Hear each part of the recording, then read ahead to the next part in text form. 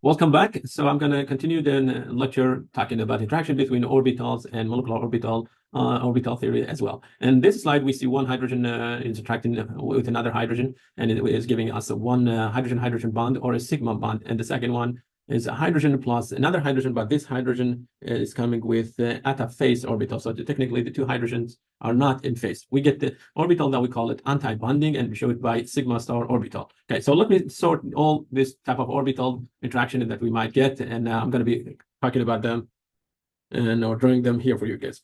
Okay, so okay, first example, let's go with hydrogen. We have hydrogen orbital, okay, interacting with another hydrogen orbital, and we're going to assume that they are in phase. What does it mean? Well, if this one is positive, the second one is positive as well. Okay, you will say this is one element, and that's a second element. So I'm going to say M1, M2, and if they are in phase, M1, it will be attached to M2, and this is the orbital between them.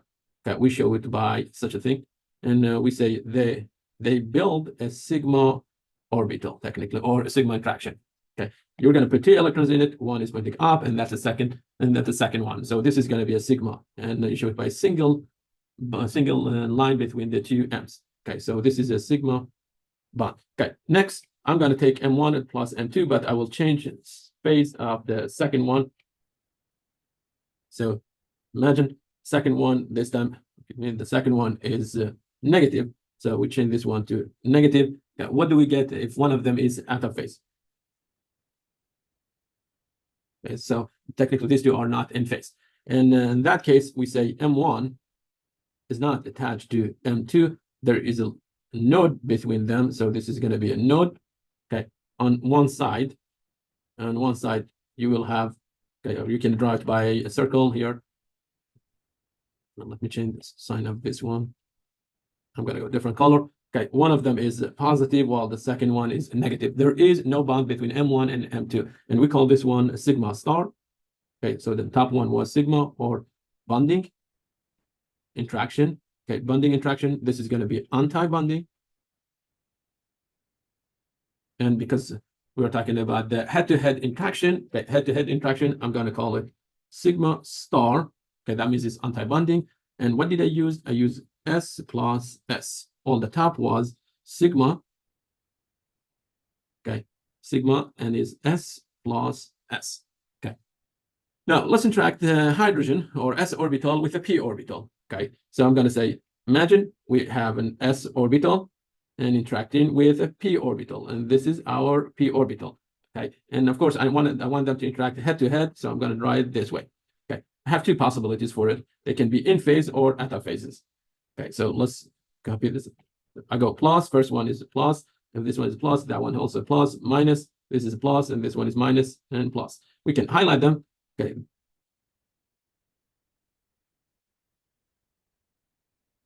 Okay.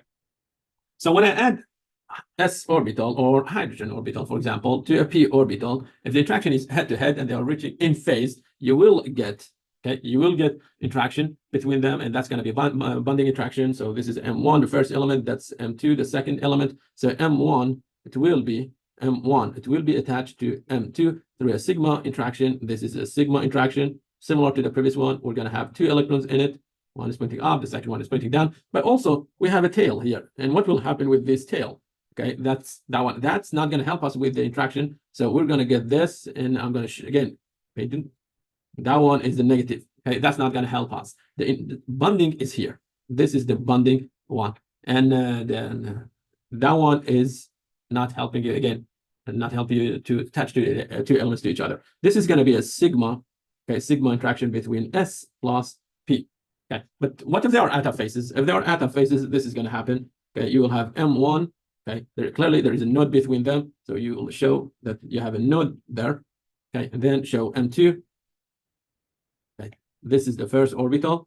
Okay, first orbital, let's say, and we're going to call it, for example, yellow. Okay, it means here is positive. Okay, this side, I'm going to have one that is negative, that's out of phase. Positive cannot have interaction with a negative one. And where is the positive? Positive is pointing out. Okay, and that's going to be sigma star of SP. Okay, so the top one is bonding again. and this is going to be anti-bonding. Okay, now and p to another p orbital and see what will happen. So I'm going to copy paste those, or we can actually copy. Yeah, let's copy paste everything here. Cool. So I have this one. I'm trying to speed the lecture. Okay. First one, I'm just simply gonna erase the the s orbital, and I will replace it by another p orbital. Okay, this is another p orbital. Okay, positive here, negative there. Okay, and that one I'm gonna flip it. So I go. This is gonna be positive and negative here. Okay, again, this is the yellow. That one is the yellow, and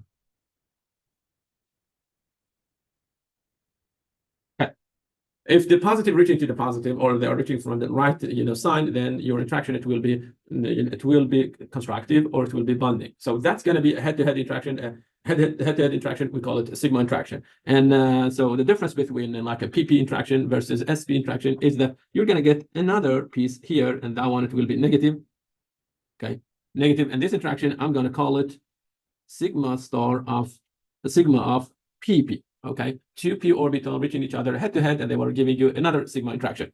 Okay, but this time I got two areas that they are not helping me with, and then bonding.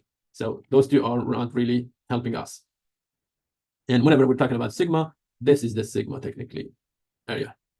That's going to be the sigma area, similar to that one. So I can erase this one as well. Okay, if there are out of phases, and then you just simply erase this and draw p orbital. Let's say I have M1, okay, and I have orbital. It's pointing this direction, another one pointing that direction. This is going to be positive, and that one is negative. And as you see, because we have different, like we have different signs, like positive pointing to the negative, we're not going to have bonding interactions. Okay. And every time I cross the dashed line, I'm changing the sign from positive to negative. So that means I'm dealing with node. That's a node. And again, similar to the previous one, this is node. Okay. And this node, like this interaction, I'm going to call it sigma star of PP. Okay, sigma star of PP. Okay. What will happen if the p orbital reach each other parallel instead of head to head? Okay, so if they are head to head, we call them sigma. But if they reach each other parallel, okay, they can be aligned the same direction, and both like the positive are up and the negative down. That's one possibility. Or flip the second one, and that's another possibility. So if they reach each other parallel, we will have two cases. Okay, so say this one is okay, 1p orbital. Let's call it pz plus minus. We're going to copy paste this one, add it to the second, and another case. I'm going to flip them. So now I go. This one is okay. Skip this one. Okay, forgive me. This one is going to be negative. Here it will be positive. Okay. So again, I'm going to highlight positive, positive. This one is positive, and positive is down. Negative, negative. That one is negative here. Negative up. Okay. We're dealing with pz orbital. We are adding two pz orbital to each other. So pz, and that's another pz orbital. Okay. First case, when they are reaching each other, they are parallel and they are in phase. So what do I get? M1. Okay. M1 is already attached to M2 through what? Through a sigma. You already use one, interaction, whether it's a PP or SP or SS interaction, and you made a sigma interaction, the sigma bond between them. Okay, so already we do have sigma. Already these two are connected to each other. It has nothing to do with the p orbital that I'm talking about. Okay, the p orbitals, you have a p orbital here, another p orbital there. That's positive. This one's positive, and you show them by here. You show that interaction between them by a bunch of dash line, and then here down, I have negative, negative. The negative also, it can see the negative. The output of this M1 will be attached to M2 through a sigma bond and a pi bond. Okay, this is going to be the pi bond. So this interaction, it will be pi bonding interaction. And how did I get it? I use 2p orbitals. So I say pi pp interaction. Okay, another case. Okay, M1 and 2. Okay, so I have a positive sign here, negative sign there. Okay, there is a, this one will be negative, and here I have positive. Okay, so let's see. Okay, do I see any node between them? Clearly there is a node. And where is the node? The node is here. Okay. So we have a node there. Okay, because the sign from positive is turning to negative. Okay, so again, here.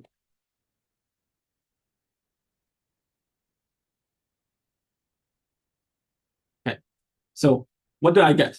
Do I get any interaction between them? No, you're not going to see any interaction. The positive will not have interaction with the negative one, and this is going to be anti-bonding orbital. Okay, so in order to show that this is not bonding, we say star. That means anti-bonding, and this is anti-bonding interaction of PP. Okay, is M1 attached to M2? Yeah, you already have one sigma interaction between them. So there is one sigma. Okay, there is sigma, and we're not talking about the sigma. We're talking about the pi interaction. Okay, M1 is not attached to M2 through a pi interaction. It's attached through a sigma. Okay, sigma 1. So I got two interaction until now. I got one is pi, and the second is pi star interaction. The pi sometime the pi interaction we show it this way. Okay, so instead of drawing this, we say M1 attached to M2, and we draw a cloud in the top and one at the bottom, and we say this is positive and that one is negative. That means in reality, you're going to see electron density, constructive or bonding electron density on the top, and one also at the bottom. And this is another presentation of pi interaction between two p orbitals. Okay, and these two are completely equal. Okay, again, I leave it to you which one you prefer to show, but like the one on the right is kind of like an easy or short way to present a pi bond. Okay, and so if I if I add two pi orbital, I can get the pi bonding interaction or anti-bonding interaction. This is going to be the PP interaction, and that one it will be the pi star or PP interaction. And so the pi orbital by itself, whether it's a bonding or anti-bonding, always is going to have one node. And what's a node and where is it? And so as you see here, there is a plate, or there is something that is changing the sign from positive to the negative. From up is positive, I go down, it turns to negative. So clearly there is a node there. But if I look to the sigma star, I see two nodes. One is perpendicular, and the second node it will be here. That's going to be there. That one it will be the second node, and the positive is turning to negative. So one node it will be here, that's one node, and the second node it will be in this position. Okay, so pi star has two nodes, pi bonding it has only one node. The higher nodes you get, the less useful interaction will be. Okay, the higher node you have, the less useful, or put it this way, that interaction will be weaker interaction, and okay, it might be almost equal to 0. So for pi star, I have two nodes. Well, for pi, I have only one node. Which one is going to be more useful? Of course, the pi bonding. Okay, now, in general chemistry, you learned that we can mix one S plus another S or S plus P to get, one bond. In reality, that one does not happen. In reality, the electron, as I said, is a cloud. It's distributed over entire of the molecule. When one molecule interacting with another molecule, it's not like one specific atom interacting with another atom. In reality, a cloud of this molecule is sensing another cloud from the second molecule. Okay, we do not pick one atom from another atom and say head to head go and interact with each other. No, that's not going to happen. Okay, what's electron density and where is it? Okay, so we have a theory that we call it molecular orbital theory, because it says molecular, that means you're dealing with a molecule, and the orbital is distributing over entire of the molecule. The orbital that they are going to do the reaction, they are not atomic orbital, they are molecular orbitals. The highest orbital, we call it, forgive me, the lowest occupied orbital, we call it the HOMO. Okay, HOMO orbital, and the highest one we call it LOMO, and we'll go after them. But let me show you how to get molecular orbital, for example, for H2. Okay, so I'm going to actually present how to get this diagram. Okay, start with this. Okay, simply, please move on. Okay, so start with this on the top. Okay, left side, right atomic orbital. Okay, repeat this one on the right side. Okay, and in the middle, say molecular orbital. Okay, cool. Now we have two hydrogens. Okay, one hydrogen, okay, any hydrogen, it has one s orbital. So one s orbital that it has one electron. Show that electron here. And another one is going to have same level of energy. So as we go up, energy increases. Okay, and we're going to have one s. Okay, that's another hydrogen, and it has one electron in it. Okay, these two are going to reach each other. When they reach each other, they will give you two possibilities. They can be constructive or constructive interference or destructive interference. Okay, if it's constructive interference, that one is going to give you, forgive me, that one is going to give you a bonding interaction. Okay, so we're going to show it by one orbital. Okay, and that orbital, we're going to put two electrons in it, one up, the second one will be pointing down. How did I get this? I interacted two orbitals head to head. One was s, and the second is another s from hydrogen, another hydrogen atom. This is a sigma interaction. Okay, and we call it bonding. Okay, bonding interaction. Orbital that we got it is going to be a molecular orbital. Okay, that's a molecular orbital. The new orbital that you will get, or the second orbital that you will get, will be here.